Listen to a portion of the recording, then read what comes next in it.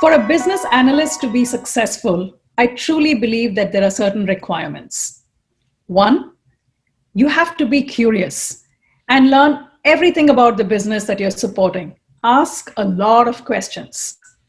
Two, you have to be detailed oriented and really analytical. Don't just accept what is shared with you.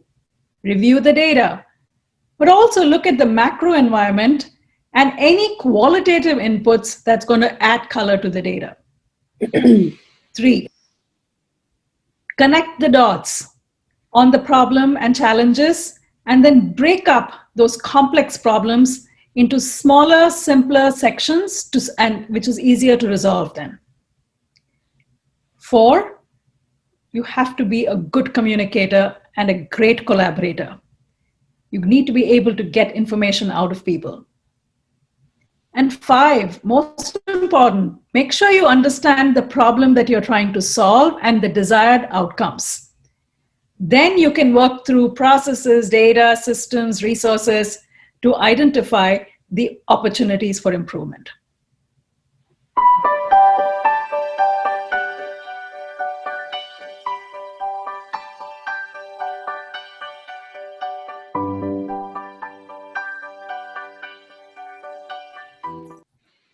I strongly believe that I own my own career journey.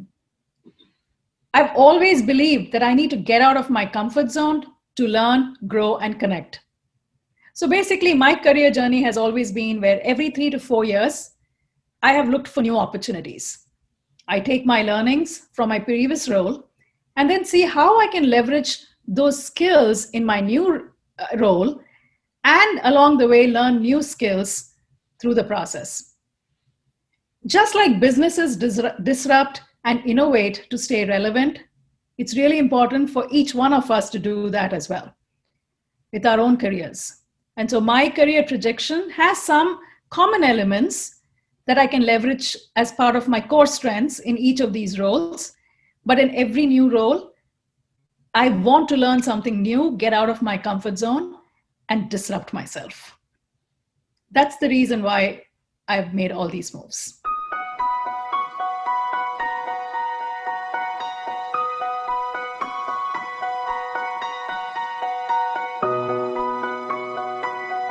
There are many of them. A few that I can recall or recollect at this point. A time when I became a new manager for 16 associate engineers. And I had to advocate with senior leadership on their behalf to ensure pay parity. Or scaling a knowledge management series for an organization which started off with 8 attendees to 300 plus attendees per session. Or leading a grassroots efforts on a global initiative, which was not very popular. Each of these needed tremendous persistence, resilience, and a never give up attitude.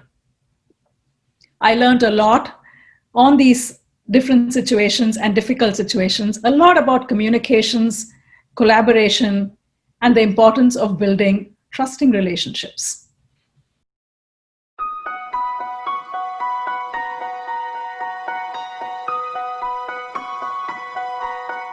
I always start from the belief that everyone has positive intent. I am a strong advocate of inclusion and diversity. So when I work with people who are not on the same wavelength or who have different opinions, I first try to understand where they're coming from, what are their motivations, and then try to approach it with what's in it for them. You need to have empathy, put yourself in their shoes, and build trust.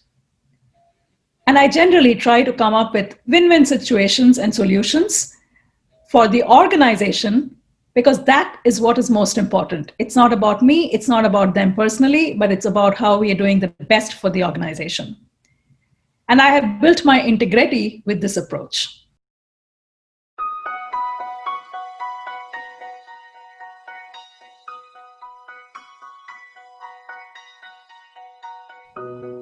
Managing people is a role that I take very seriously.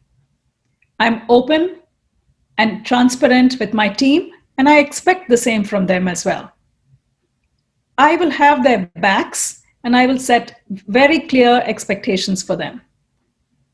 I've learned a number of lessons along the way on what makes for a great manager and leader and what does not. And I'm always conscious about this. Actually, I would love to share a story in my early days as a manager. I was a program manager at the time, and I hired a lady to the team to manage one of my key projects. The project had aggressive deadlines, and I wanted to make sure that she's successful. So I attended all the meetings with her, gave her feedback, and thought I'm doing all the right things to provide her the backing and support that she needed at the time.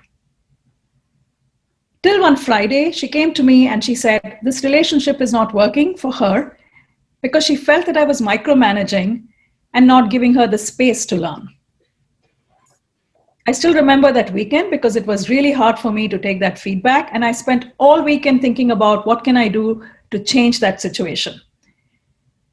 So I called her on Monday morning and I told her that I will stop attending the meetings because she felt that when I was there, people were looking at me as a lead and not as her as a lead. So I said, you're on your own, and just have weekly one-on-ones with me to give me the progress and tell me where she needs my support. It's really interesting because a few months later, our relationship had changed 180 degrees.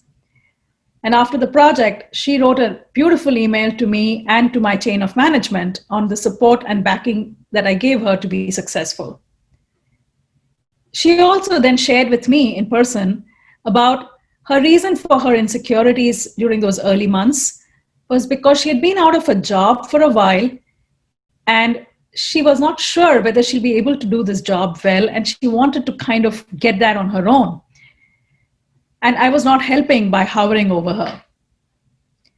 So what I learned from this was there are layers to people, and we don't see all those layers. We only see the layers that are above the water. That's called above the, So what's below? There's so many things that make up people who they are.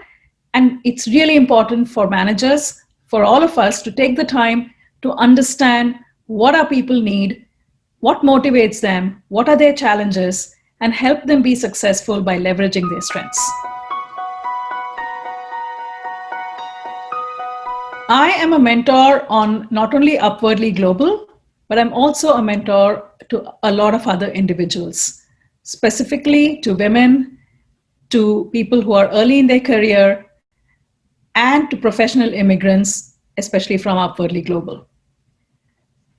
I came to this country about 20 years back, and I learned some lessons in terms of, how to navigate culturally in the workplace in quite a, difficult such situations. And I wanted to make sure that, that it's now my time to give back to the community and, not have the same problems being faced by other people. So this is my way of giving back, especially to professional immigrants. And I specialize in resume reviews, mock interviews, and one-on-one coaching.